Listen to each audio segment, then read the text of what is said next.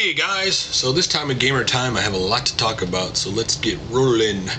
So first things first, I did take the paneling off what will be the game room, which the only reason, the truth is, the reason why the game room, I've been talking about this thing for over a year now, has not been done is because completely I've been a slacker on this thing. That I want it done, I just didn't want to do the work to get it done, so now I'm getting the work done. So I did pull all the paneling off, though. One night I just started on it in the middle of the night when my son was sleeping and I woke him up, so that got me in a little bit of hot water with the wife. Like, what are you doing? What made you think it was a good idea to pull paneling off that's going to make noise in the middle of the night while your son is sleeping? I'm sorry, I just thought it was a good idea. But so the next day I pulled it all down, and they basically used like finishing nails on the paneling, and they decided to do a dumb thing, like tack the telephone wire on top of one of the paneling pieces, which not a big deal, just you had to be careful not to, rip the telephone line down and no more telephone. And then they wedged two pieces up above two of the supports up here, because two boards, no, they're not supports, they make it look like supports, but they're two boards that they put up there that aren't actually supports, and they run into the main support of the basement. Except there's this big of a gap, and what they decided to do was jam the paneling up in there, glue it in there. So that led for a little bit of fun getting out, but I got it out. And I had a cool father and son moment because he wanted to help me, pull all the nails out because the nails didn't come off the paneling. So he helped me. I showed him how to do it, and it was really cool to watch him. He did a really good job pulling the lower nails out. It was really cool. So we did that. Then I've been digging the stocks a little bit, but I'll probably talk about that a little more later on down the road. Of course, when you start looking at the stock market, there's only one thing everybody's talking about. Estimated to happen around May is the Facebook IPO stock coming out.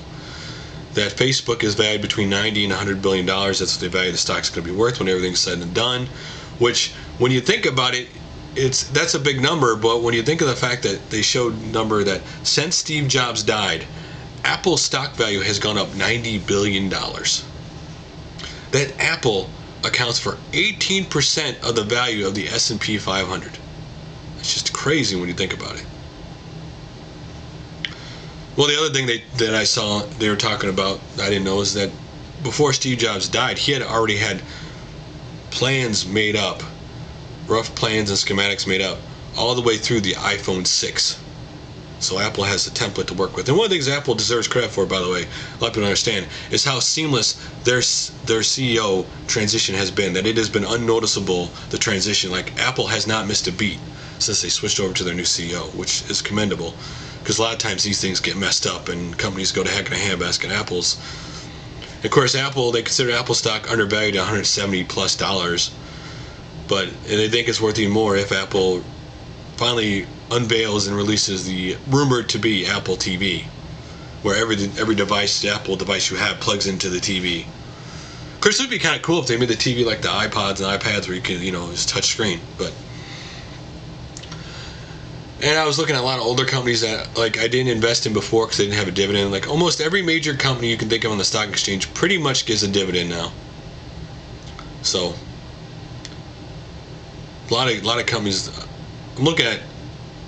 There's one company I'm thinking about investing that's a little bit as risky, but the rest are all solid companies that, like when you look at the numbers, McDonald's is $100 a share, and their same store sales are up 6.5% in January, which is an amazing number for a fast food restaurant that's been around forever, because their numbers just keep going up. But enough about the stock talk for now. Dig into that as I dig further along that journey before I actually start investing the money. Though I'm thinking about keeping a little bit of money on the side for Facebook, because that's one of those stocks like Google that people who've never been invested in the stock market are going to open stock accounts just to buy stock in that company. Because Facebook is actually a profitable company. They made $1 billion last year. You're not investing in a company that's not making money. And I'll get into more detail of reasons why over time, why they're thinking Facebook is going to grow over time, advertising and stuff. And then over the last couple of days, I played a bunch of cool games with people on YouTube gamers. The other day, I hooked up my Xbox for the first time since me and my wife had the game night. I hooked it back up, turned it on, Got a friend request sent that day from a fellow YouTuber, formerly Monte Carlo 10. Oh, I forget the rest of the numbers. I'm not good at numbers, so I'll be sitting there thinking 10-213, 10-231, 10. Oh, never mind. I suck at it. So he's a cool guy on YouTube, by the way. Not trying to make fun of him. He is a really cool guy. And then he invited me to play Modern Warfare 3. So I thought, okay, cool. I'll jump in, see what's going on. And in the room were just a bunch of different. He was playing with a bunch of different YouTubers, gamers from YouTube. Jason Relaxation and was it Kira? I think wasn't. I want to say Night Gamer 1988, something like that's your YouTube name. Bunch of different people. I knew their voices. I mean, I knew other channels, but I knew their voices. Their screen names weren't their YouTube names, so you know. Anyway, we had a lot of fun playing. They know about Call of Duty much more than I do. I mean, I play it, but I'm not into it. They were talking about, well, this latest update nerfed this weapon or nerfed this pack, strike pack, or like I'm not into that game. I've only played a total of 3 hours online on Modern Warfare 3. Okay, so I've not spent a lot of time online with that game. And I was by far the worst person who played that night in the group, but my team won every match. I guess it was a good decoy because every time I got killed, someone was always behind me to kill that other person. So, but my team won. Every team I was on won every match, and it's kind of ironic because the next game after everybody left but one person, I actually was in first place of that team deathmatch all the way to the very end when somebody got a predator missile to jump ahead of me. So I ended up in second place, which I really haven't never done in Modern Warfare 3. So that was kind of cool. Going up levels in that game and stuff. I really do need to play that game online a little more. And then the next day, with my usual Skype friends from YouTube, all 6 of us got on and played Mario Kart Wii. On the Wii, of course. And we ended up playing that game for 5 hours straight. And that Arcade Main Machine actually put one of the videos up of us playing, in which I think I cussed 3 times in the first 2 minutes of that video. Because Mario Kart Wii can get very competitive. It can get very ugly after a while. I mean, there are so many power-ups that game gives you, and people are throwing power-ups all over the place. And I'm a competitive person. I don't like to lose anyway. But, well, I understand the fact when I'm playing his arcade, it's hard to beat him. He's really good at the game. But I don't like to... It's funny, because when I play Mario Kart 7, I don't have that same kind of rage. I have fun with that game. But when I play it on the Wii, after a while, I get kind of upset. Anyway, it was a lot of fun. We all had a lot of fun. It got heated at times between people, but it was still ultimately a lot of fun. And I don't know how many of those videos Arcade's going to put up. He has I think he said he recorded something like 195 gigabytes of video from that night. It was an insane amount of video. We played forever. And then last night I decided to put in Transformers War for Cybertron because I'm getting back into Transformers figures again. I've had this addiction to those little toys since the 80s when they came out, when I first saw that cartoon on the Bozo Show. That I did not know, by the way, that there was a Beast Wars 2 cartoon over in Japan that did not come out in the United States. Learn something new every day. But, because Beast Wars is what got me back in after I got out of the original Transformers. And then I've kind of gotten in and out of that ever since then.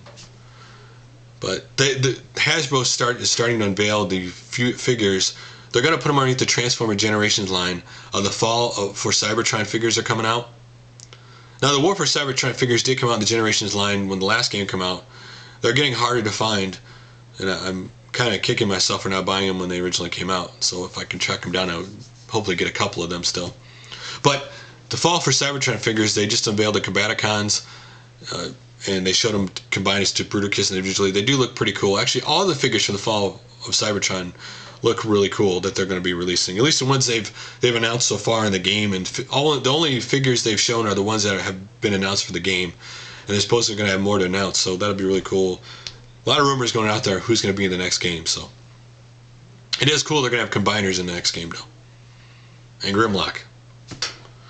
Though Grimlock's one of those guys you bring up to people that they have a very positive or negative feeling about him, depending on whether you watch the Japanese cartoon or the American, because the Japanese cartoon, they made him some great leader thing, and, just people, depend on when you watched and how you feel about him.